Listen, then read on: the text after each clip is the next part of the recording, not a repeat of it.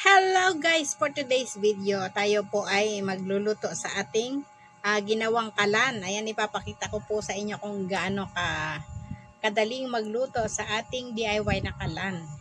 Tayo po ay may leftover na kanin.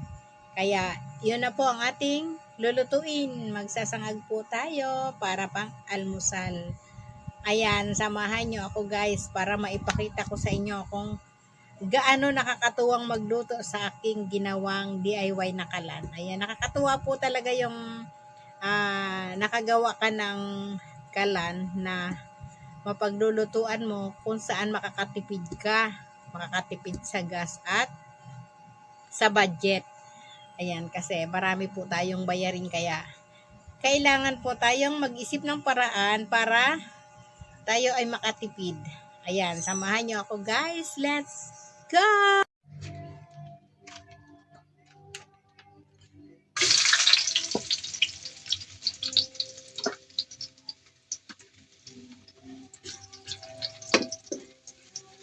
Ayan, ang makaka-relate kang sa ganitong lutuan ay yung wais na misis. O diba? Malaking katipiran sa gas at sa budget ang may ganito. Kaya kung may space din lamang dyan sa inyo at hindi maliligalig ang kapitbahay nyo, ayan, gumawa na kayo ng ganitong kalan. Diba? Ayan, sasangag natin ang leftover na kanin. Kasi para hindi mapanis. Since favorite din naman nila ang sinangag. Pero ako, hindi ako mahilig sa sinangag. Hindi ako mahilig kumain ng sinangag. Ang aking mag-aama ay mahilig sa sinangag. O, diba? Ang cute ng aking kalan.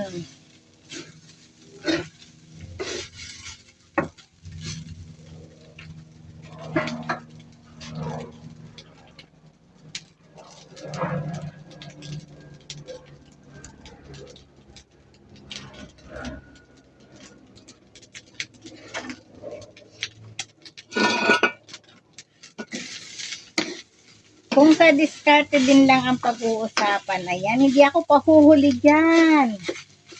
Alam na alam ninyo yan. Kailangan nating maging madiskarte sa lahat ng bagay para tayo ay makatipid. O yung ibibili natin ng gas, maibibili na natin ang iba nating pangangailangan sa mahal na mga bilihin ngayon. Kailangan gumana ang ating utak.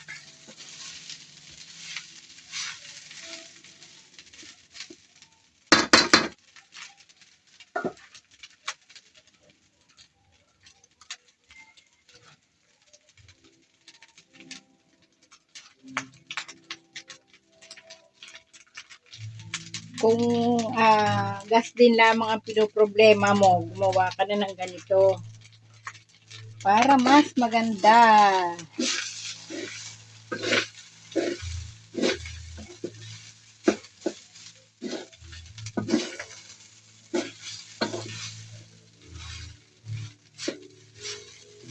Atin tutustahin ang ating sinangag.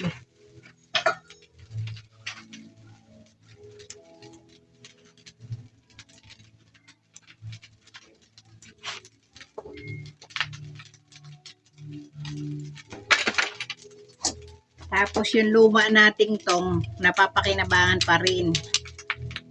Kasi may kalawang-kalawang na yan. Ang ginagawa ko, yan ang ginagawa kong pansipit dito sa apoy. O, diba? Huwag munang itatapon kung hanggat kayang pakinabangan ay pakinabangan para hindi sayang ang pera ang mga ibinili. Kaya mo itong mga pinagkudkuran ng baon na pinagkudkuran ng nyog, dinurog-durog ko. Tapos yun ay pwede nating igatong.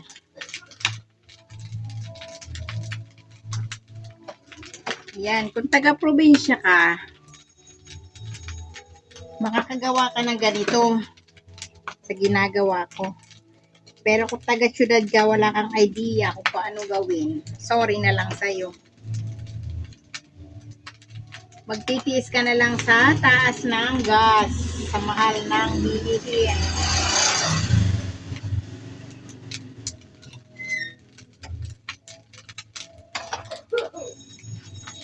Saan ka pa makakapagluto ka ng walang gagastusin?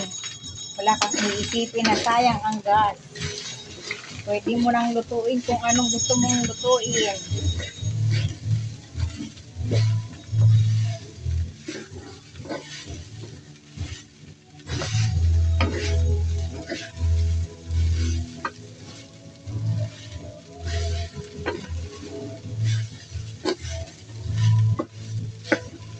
Nawili na ako sa daldal, wala pa palang asin ang aking sinangag.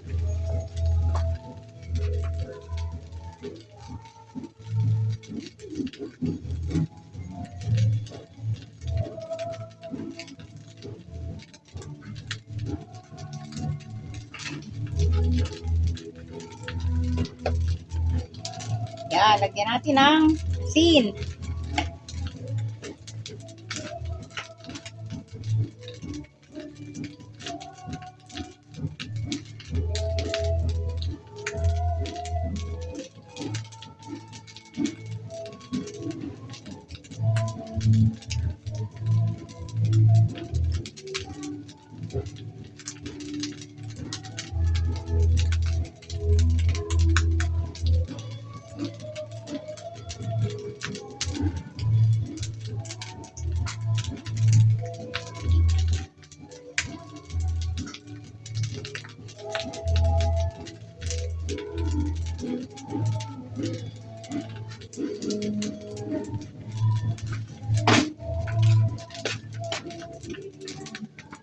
Yan.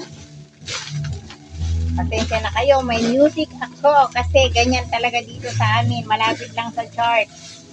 Mga nagpa-practice ang mga born again.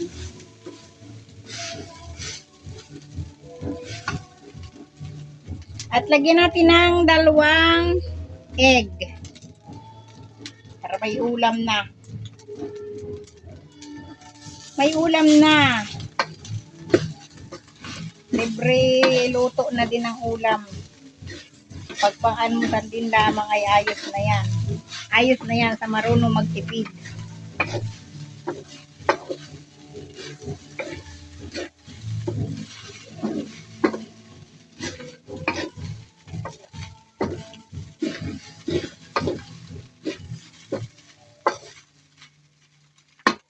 Alam ba ninyo yung aking kawali na to? Regalo pa sa kasal namin yan. Kami ngayon ay may 33 years na kasal. Tama ba? O ano kami? Kasi sa May 3 kami ay 33 na. 1993 kami kinasal. Kaya magte-33 years na kami. Lapit ng aming anniversary. Ito ay regalo pa sa amin nung kinasal. Buo pa. Marami pa akong nakatabi dyan na regalo sa amin nung kinasal. Buong buo pa. Ganyan ang maingat na tao. Maingat sa gamit. O diba hindi mo makita yung itlog? Inihalo ko na sa sinangag para libre ulam na. Ayan o. Hindi mo makita ang itlog pero nandyan ang lasa.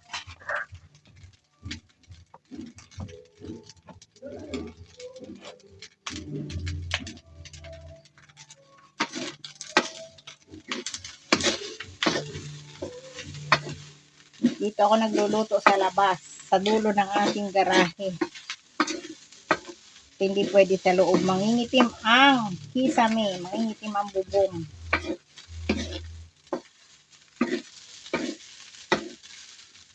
Tutustahin natin para hindi madaling mapanis.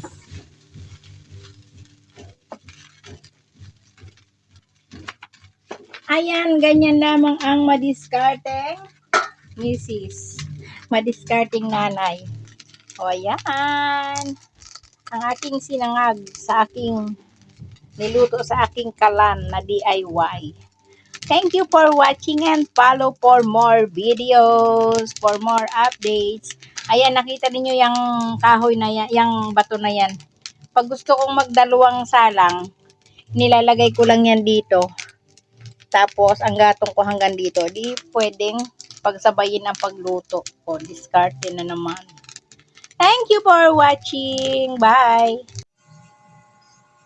Ayan, maraming salamat guys sa lagi ninyong pagsuporta sa aking mga videos.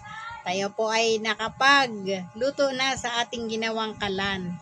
Maraming salamat sa mga laging nandyan para suportahan ako sa aking mga videos, ang Solid Team and Team Happy. Maraming salamat at sa mga kaibigan ko na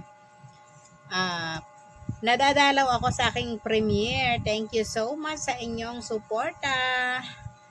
At tayo po ay nakapagpamalas na naman na ang ating pagluluto sa DIY na kalan. Thank you so much. At kung kayo ay may space din sa inyo na pwedeng paglutuan, paggawaan ng ganong kalan, gumawa na rin kayo para makatipid dahil mahal po ang gas at ang ibibili ninyo ng gas, may ibibili na ninyo ng ibang pangailangan. Ayan, thank you so much. Love you all. See you on my next video.